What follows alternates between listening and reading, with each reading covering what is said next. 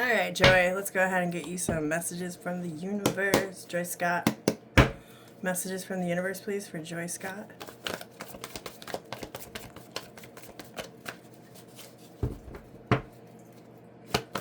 Thank you. So the Seven of Swords was at the bottom of the deck. I always see a story, a different story, playing out at the bottom of the deck. So you had the Seven of Swords, and now you got the Five of Cups. You get the Tower in reverse and the Hierophant upright. This feels like your higher knowing is preventing a possible Tower moment. A Tower is a shakeup. It's shock and awe. It's something that you don't really see coming. This could, remember, Tarot's energy. This could be your energy and or someone connected to you. Five of Cups at the bottom of the deck. That's disappointment, remorse, loss, sorrow. Let's look at the backstory. Justice, Strength card, Seven of Wands, Knight of Swords, Four of Wands, Six of Pentacles. Looking at the backstory, Justice is cause and effect. Strength card is basically when you gotta have the courage, put on your big girl panties. Go ahead and do the things you don't want to do, okay? Instead of rolling with the punches. Seven of Wands, Knight of Swords, that feels like a battle. I mean, just they're fighting literally in the cards. This is conviction. This is defending yourself and everything, in regards of things that you nurture, care, that you believe in. All right, Knight of Swords, Six of Cups underneath that. So this Knight of Swords is usually cutting off energy. It is the fastest moving energy in the deck. I also look at this card as seizing opportunities because he's the quickest one. Like early bird gets the worm kind of energy. So being there, making sure that you're on top of things, getting out of cycles, letting go and releasing, cutting away from things of the past will bring you a very freeing energy. You got Four of Wands and Six of Pentacles, more balanced and more free. Now the Hierophant, let's break these two cards. I already broke down the Tower.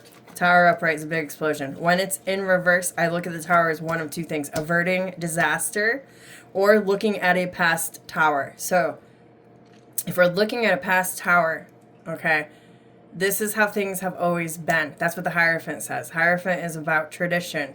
Think about tradition. Every Christmas Eve we go to our grandparents' house and do this, and then on Christmas Day we do. That's a tradition. That's an example of the Hierophant.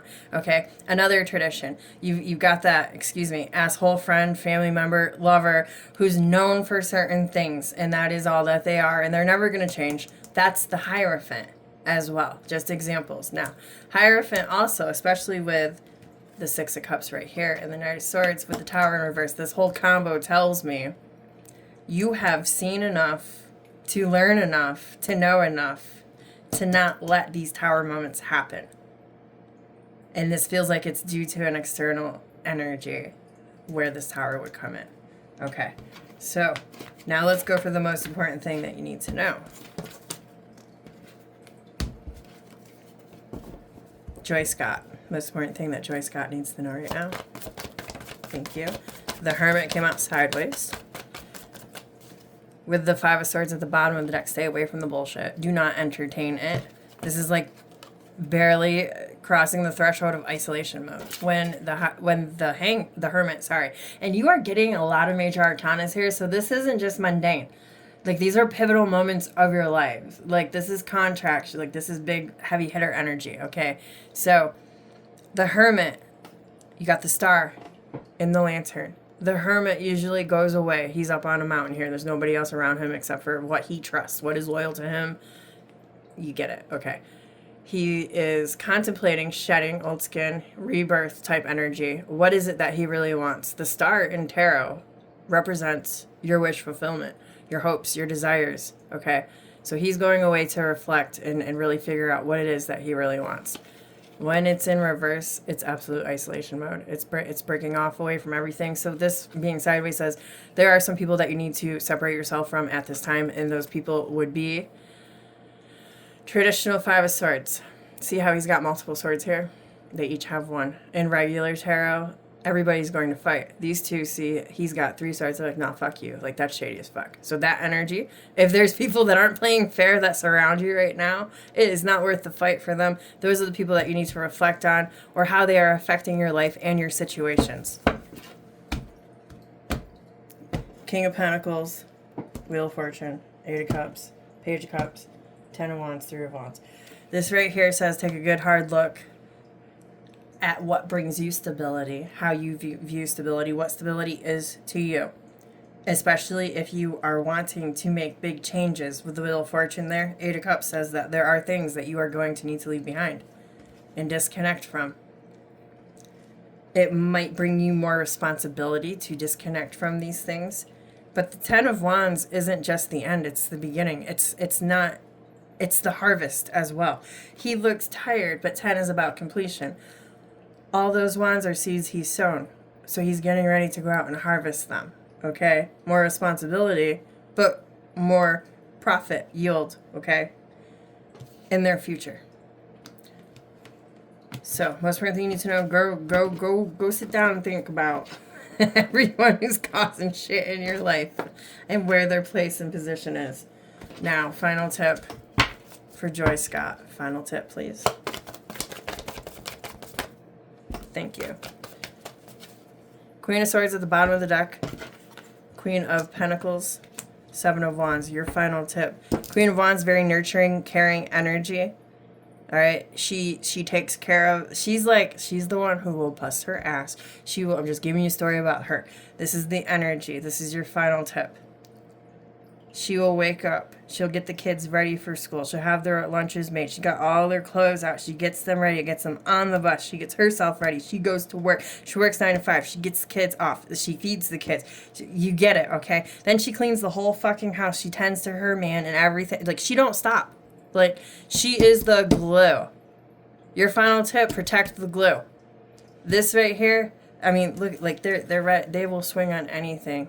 This is you. Protect yourself. That is your final tip. Everything that you do and that you got going on for you is what matters most right now. And that, it don't matter if you're cold, if you're icy, if you're bitter. You see, I chose this deck. I was told this deck is the deck for you. And I'm looking at this. All right, so birds represent messages. Butterflies represent transformation. The sword is up. It's wielding. It's not a done deal. It's not pointing down. So this is to come.